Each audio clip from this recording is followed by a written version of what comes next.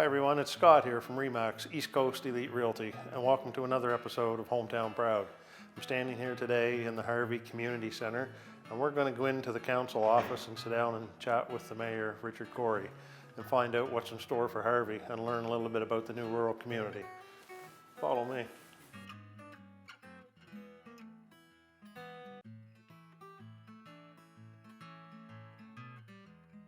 We're inside the Harvey Rural Community Council chambers, sitting here today with the Mayor. Mr. Mayor, I'd like you to go ahead and introduce yourself for everyone. Well, thank you, Scott. I'm Richard Corey. I am the Mayor of Harvey Rural Community, and I guess I've been involved in this. I'm 70-some years old, and that's not much of a secret, but I've been in Harvey all my life, and I've always been involved in communities. When this opportunity came up to fight for the mayor's position, I did that, and I was lucky enough to find enough support to get the job, and I'm happy to be here and being able to be part of this process of building this new community. Wonderful. Your roots go back a long ways, I know, in the community, and family roots, so a long tie to the history here. Well, yes, but you know, we're still from away. We didn't come here until 1935, somewhere along there. So interesting. That's the way things are in rural New Brunswick. But yes, my growing up in this community, I was always aware of how people had to work together to make this community functional. It was part of what I would hear in my family every day, part of what I would see when I guess played and worked around and was part of the community growing up here. So it was natural for me to become involved in those things as I moved through my career and through my life, I guess. So I guess I've done the introduction with the room that we're sitting in. How long has this room? Well, this room has, it served the Harvey village for a number of years. It didn't look quite like this, but it did serve as the council chambers for the village of Harvey. And it's we're into our third year now as a rural community, much different in size, incredibly different in population, and much different in from a budget point of view, but this is our third year of business, and I'm their only mayor so far. That's pretty interesting. I know you explained to me a little bit about the lovely backdrop behind us here, which I'm sure we got a good focus on. So as we get into talking a little bit more about some of what your job encompasses, explain to us the layout of that little board behind us. Well, the Harvey Rural Community, if I look back at the village of Harvey, it was approximately, I'll say, 1 square kilometer.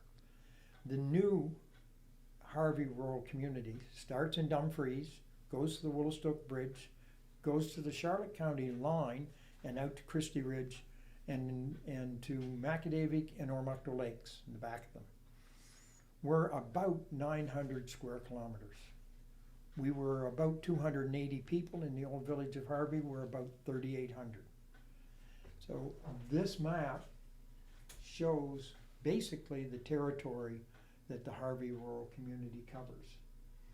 An interesting little quick note on that is that in 1746, when the parish of Prince William was developed, it almost mirrored what is today. Now it's been divided up lots of times since then, but originally it covered about the same territory.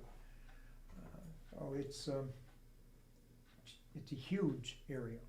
And I learned how big it was during the election process when I started at the Charlotte County line and ended in Dumfries and tried to knock on as many doors in between as I possibly could.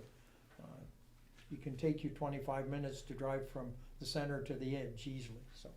Interesting. Yeah, it sort of puts it in perspective when you look at the geographical area that covers, for sure, compared to just looking at the village itself. Very nice. So might have leaped ahead of myself a little bit there with the questions. Part of what we want to talk about, I guess, is some of what your job entails, but That, as the sign says, was established in January of 2023, so that's when all that. Or are we just talking about the sign Yes, there? yeah, no, that's right, 2023. Yeah, okay. This is our third budget year. Third budget year. All right. So, I don't know, in Cole's notes version, you know, put it in perspective for us. What's your job consist of? People out there that are wondering, what's the mayor do? What's a day look like? Well, the mayor's job is to, first of all, the mayor is always the spokesperson for the community. And the mayor is also, though, directed by council, and council can tell me what to do. It's never that I get to tell council what to do. But my job is, from the governance point of view, is to put good information in front of council, make sure they're well informed, make sure that they've debated the issues, make sure they've thought through all the parameters, make sure they've consulted with the people they need to consult with. And then my job is to lead them through a process where they will make a decision. I don't get to vote at this table unless there's a tie. And with 5 councillors, I don't expect us to ever have a tie. So, and we do have a wonderful group of councillors that came to the table to help build this community. So the mayor's job is making there are 3 acts primarily that drive our business. There's the Local Governance Act, the Community Planning Act, and the Regional Service Delivery Act. So one of my jobs is to be really, really aware of what the opportunities and restrictions are in that, and then to give council, wise council, when they're making decisions to say, I'm sorry, we can't do that. We don't have the authority or that. So that's kind of it. And then every community expects their mayor to represent them and to respond to them. You know, if people have an issue, people can call me day, night, I don't care. I'm happy when people call me, whether it's a complaint or an issue, whatever it is, or whether it's a compliment. But I'd sooner hear from people than hear the story from someone else later. So the mayor's job is a lot of PR, some guidance to council, but generally just keeping an eye on everything and trying to bring it together when issues come up. So speaking of council, maybe now that we all know who the mayor is, maybe you'd like to introduce the council for anybody that's wondering who's on the council. Well, I'll just run through them. I won't tell you a lot about them, but we have our deputy mayor, Andrew McLean. Andrew's well known in our community, involved in the fire department and EMT. The deputy mayor is elected in our council by the councillors. And the deputy mayor is the person that would step in if I'm unable to serve. They're also my alternate on lots of committees, that sort of thing. Then we have Councillor Sean Little, and Councillor Little is the councillor at large. So we have 3 wards, and we have a councillor in each ward, but we have 1 councillor at large. So, Deputy Mayor McLean represents his ward, but he's also the deputy mayor. Councillor Little is the councillor at large and represents the whole community. So, and then we have Councillor Chase, Randy Chase from Macadavic, and Randy represents that Prince William area basically in that ward. Very involved in a lot of other things in New Brunswick and around the province, but he's one of the individuals that came to the table that has great experience as the other 2 do, and has been able to provide lots of good input around the table. We have Councillor Papin, Councillor Cheryl Papin, who represents the area, primarily the village of Harvey, but that ward runs out to the Tweedside Road, for example, and she brings a lot of community experience from other organizations to the table. Then we have Councillor Joey Chessie, and Joey brings a strong background in administration, and not only his survey experience, but he has a deep background in administration in other areas of government, and they all know each other. By the way, when I look down at this table, I don't ever see a divided table. I see lots of times that people don't absolutely agree, but I see a group of people that basically have known each other all their lives, and they're working together. So that's them. That's nice to hear. Yeah, To have it's nice for me to hear, let me tell you. Ab- Lots of mayors absolutely. aren't having that same experience. So. No, for sure, absolutely not. So, not to put you on the spot, but is there anything new and exciting, any new announcements that you might be able to tell us about? There's a rumor of something circulating here around the... Well, it's Around the no community? longer rumor. Monday night, we made a number of announcements Monday night, but the one that makes me, I wouldn't say just the happiest, but I'm really really glad to see happen is that in the last year we've been negotiating this. The citizens of the Harvey Rural Community now own all of the land that was left on Cherry Mountain not developed. So that's the wooded part that runs from the Pendrell Trail that we have now behind the post office right around to Charlie's Cove. It runs the whole way around, takes in that whole wooded piece. And in addition, there's a piece that I refer to as the old field that only people like me can remember when cattle roamed on that field. It looks like a piece of wooded area now, but it's a major piece of the property that will be developed into a subdivision. The wooded part will be kept for forever as a reserve, and it will not be developed with anything but footpaths and trails to use just for exploring up and through there. That property came to us through an approach that I made to the owner, and we knew that the property could be for sale down the road, and so I approached the owner, and the owner with a concept. I can't make the decision, but I had a concept, and the concept was simple, that we would like to acquire the piece of property. We are in a position that when someone wants to dispose of a piece of property, if they wish to donate it to us, we can give them a tax receipt for that piece of property based on having a licensed appraisal of the property. And my suggestion was that we would do that with the wooded part that would never be used, and then we would purchase the other part of the property based on the same way. We'd get an appraisal, we would both live by the appraisal, and if they didn't like it, they could say no at the time, and that's what we did. So for very little, for no investment of tax dollars, we used outside funding for all of that purchase. And of course, the tax one doesn't cost us anything. We just give a tax receipt for it. And that allows us now to increase the reserve area that we have, which is always great, and protects that piece that no one really wants to see houses hanging off the back cliff over Harvey Lake, or I sure don't. And yet we needed within that piece of property's on our sewer line. We can make those service lots, and you know that service lots do two things. They save the builder cost, and they give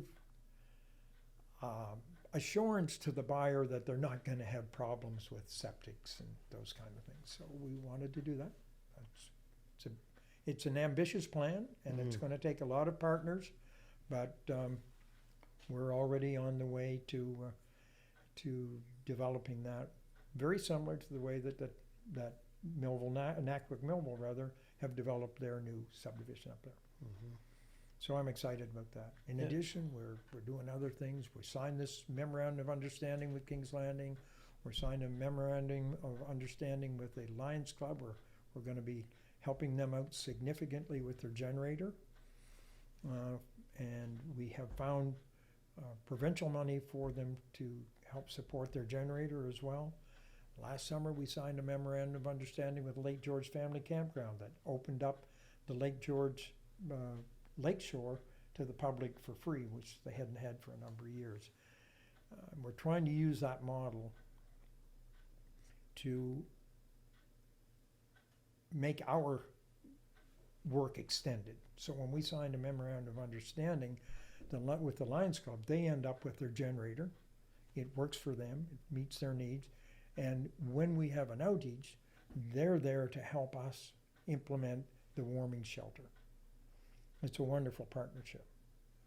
For us to build something and fund it wouldn't make sense. It's just some of the things that are going on. Well, that's keeping the wheels in motion for sure. Yeah. I'm assuming with there could be some challenges with in regards to infrastructure moving forward. Obviously, that comes without saying, I guess, with population growth and development. Those are some things you'd be having to address in the.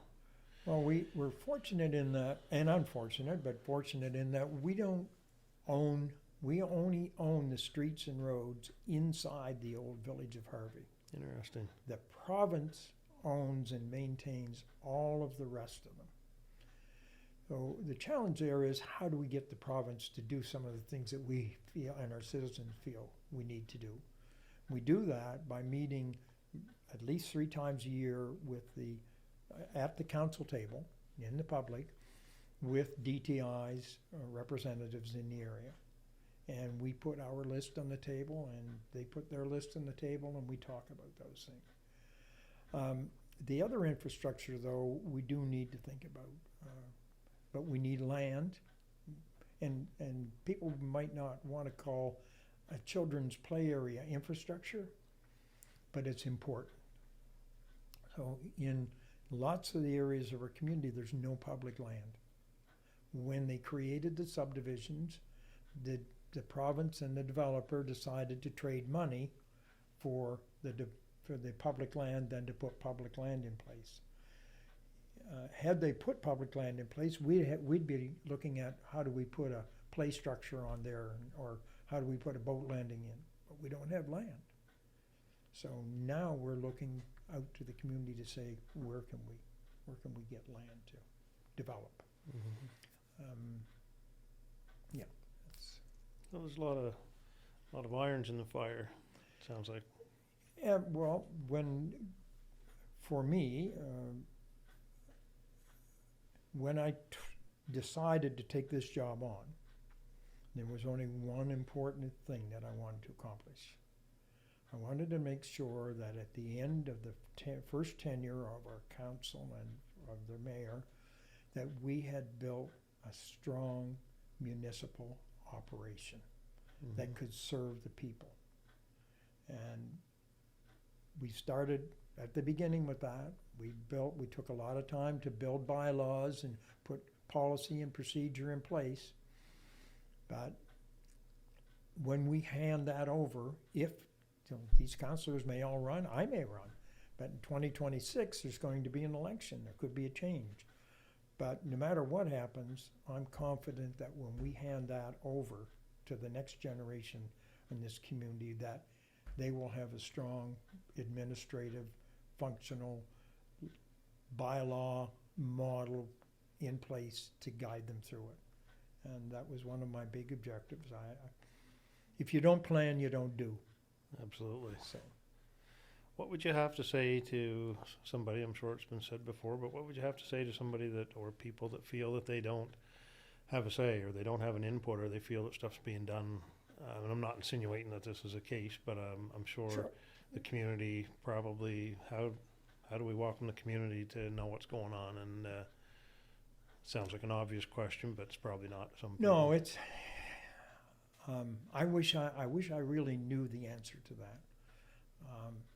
We have done some of that by going out and doing meetings out in the community. Our participation hasn't been great. This is our strategic plan laying here. If you look in that, you'll see that we had community meetings all throughout the community. I think we had 50-some people. We didn't have 500. I wanted 500 people to come out and tell us what to do.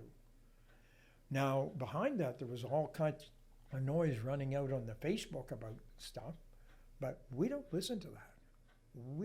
I don't monitor it. We don't monitor it. You can't comment on our site. But if someone wants to pick up the phone and call me, and I know there are lots of them out there that have done that, and I'm pretty sure that those that have done that are okay with the answers that they've got. Because I feel that if someone is concerned enough about something to pick up the phone and call me or to write me an email, they deserve an answer from us. Absolutely. And they'll always get it. But it is hard because they were not all connected communities before. They all were sort of working together. And government is never easy to understand. What's the difference between the federal government and the provincial government and municipal government and who's responsible for what isn't something that everyone understands well. So all I can say is we're going to keep working on it. We've got a big public meeting, we hope, coming up on the 24th of February at the high school here. It will look at all kinds of things. It'll talk about our new development. It'll talk about our strategic plan. It'll talk about our new branding. It'll tell you what our capital plan is for the next 5 years. And we'll talk about the budget and the tax rates and why there are going to be changes in some of them this year and where they will impact people. And we will be, always are willing to be 100% transparent about that. So this strategic plan would be something that would be available for anybody The to strategic plan is take a look available on our site now. And the strategic plan was just finished this fall. Basically, it has all of the information that will guide us to making decisions in the next 5 years. The primary pieces of that are the 4 legs of the table, I guess, if you would, are recreation and wellness. That came out as a strong, strong piece. The second area that we got the most feedback on was we need to make sure that we always have a welcoming and supporting community. That's working with our volunteers, making things help like that. The third area is strong local government management and infrastructure management. People saying, well, we don't want you wasting money. We want you taking care of things. And the fourth leg of the table, if you wish, is economic development. Because if you don't focus on economic development, your community doesn't grow.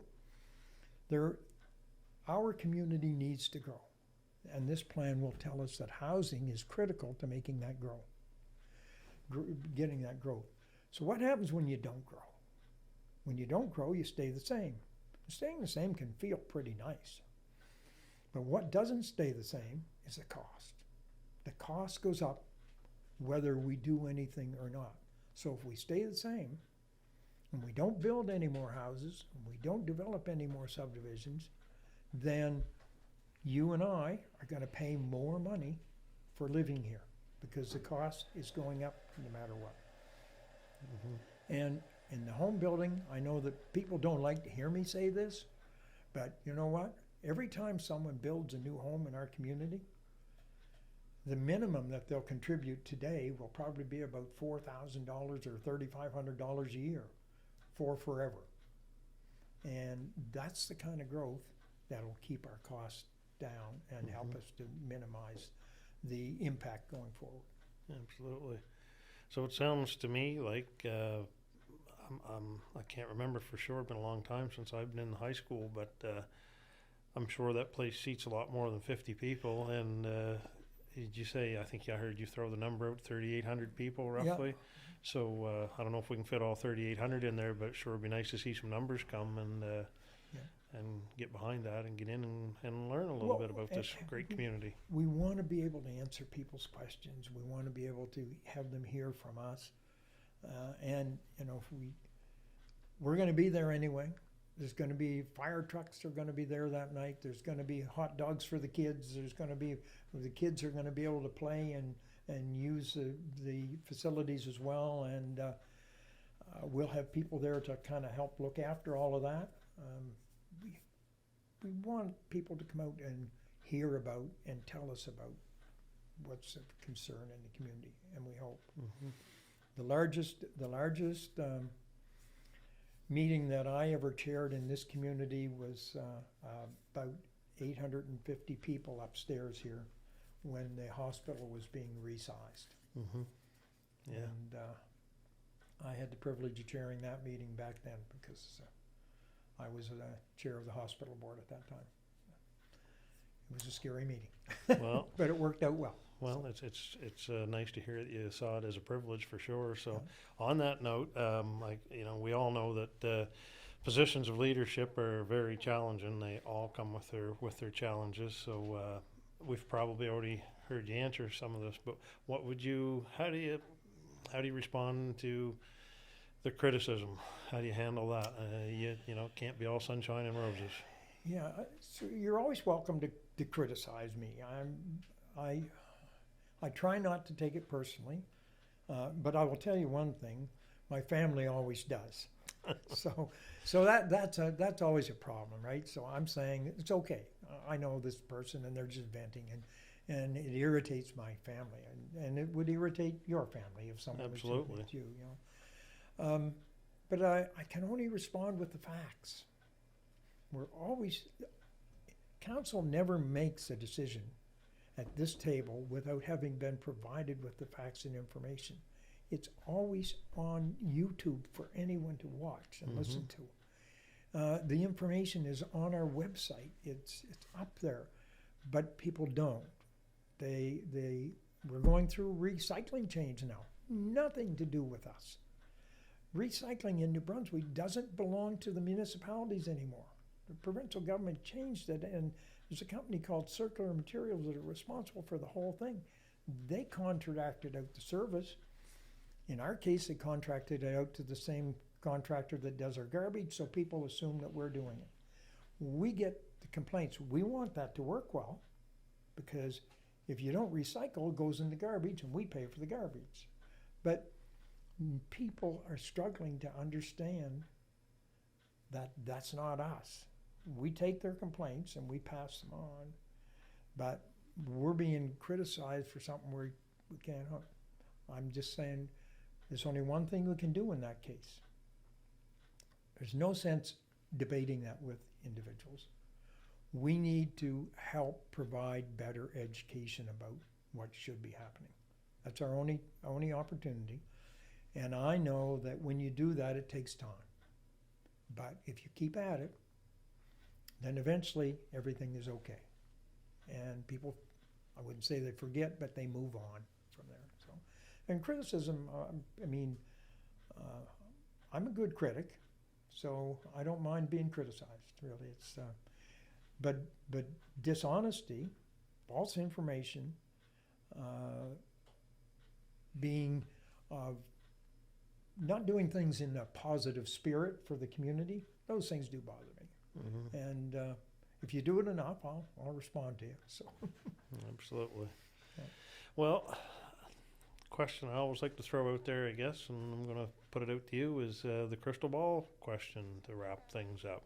We don't have one, but if we did, what do you see, or what would you like to see moving forward, for more in particular, I guess, for you, for the rural community?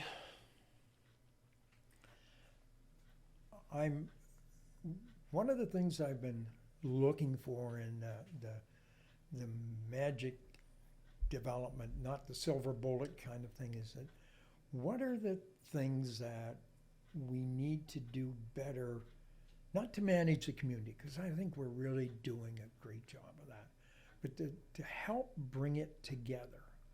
And some of those things we've done this year, for example, it may be small for some, but you'll see new dry fire hydrants throughout our community. Fire department had been asking for quite a while for that.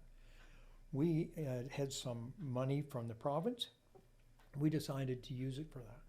So, and we're just working on another one for Brockway right now. So that's one of the things that help people see, oh, this is a rural community doing that. This is us doing this for ourselves. That's what it is. But somewhere in the next year and a half or so, we need to see more celebration. So how can we help the community that's around Kings Landing and that area, and in Lake George, and in Macadavic, and in Brockway, and in Tweedside, and Christie Ridge? How can we help support them so they have more opportunities to celebrate? And I don't know what it is. I had talked to one of our citizens last year. We talked about something as simple as a Christmas tree lighting in every community at the same time. We do it. And that was just one of the things we said, if we could make that work, it gives 20 people that are standing around that tree at the moment a feeling of being part of that piece. And that for me is the most important development. It may take 10 years, it may take 20. As I said at the beginning, you know, my family came here in 1935, we're still outsiders. So things do take time in the community, but that's the biggest one. I want people to feel that when they see something successful in the community, that's their celebration. They did it. And I want people to see that when they have a problem that they're trying to solve and it involves the community, they can come to us and we'll try and help them. That they're not, and again, it's not us, it's them. Because everything we do, I think the Churchill statement is something like, to the taxpayers is, you know, the only money we have is the money we take away from you. And that's the way we work. So we want to do things that they value when we're spending their money. Absolutely. I don't know whether that's what you're looking for, but it's... Absolutely. No, it is. Personally, sure. There's an election coming in 2026. I'm sure someone in the next few months is going to ask me or tell me or whatever they're going to do what I should do, and whether I should run or I shouldn't run. Well, that's my decision. Mm-hmm. It'll be simple for me. I'm going to look for what's happening in the future development of this community, and if I see that we have a great future with what's happening by the people stepping up to do that, I'm going to be right there to support those people. If I see that we have some challenges being put forward by folks out in the community that want to destroy what we're trying to build, well, I'll be right there. I won't go away. So, and our council is, you know, it would be nice, although we have a wonderful council, it would be great for me if we had 15 people running for council in the next election. That many people that were interested in what we're doing and want to have a part in it. So. I think that's a great way to wrap it up, and I only hope that maybe in some small way this helps contribute to, maybe it helps contribute to that, and I can definitely see where, you know, if the interest is out there from the people that are watching this, we might need to do a follow-up segment here sometime in the spring, because it sounds like there's just a lot of excitement, but I'm really grateful, I'm sure, and I'd like to think that I speak on behalf of the general population when I thank you for your service and for your time sitting down with us today. It's very much appreciated. Well, it's a great job. I enjoy it. But it's humbling as well when you think about trying to do some of the pieces. You have to back up and say, well, maybe I can never get that far. So and thank you for what you're doing with this. I can tell you we've watched everything that you've got up so far, and we'll continue, and I think it's a great service to our community and to help build that image that I'm talking about of everyone coming together, because that's what you do with your hometown proud. So, no, thank you. I appreciate it very humbly. Thank you.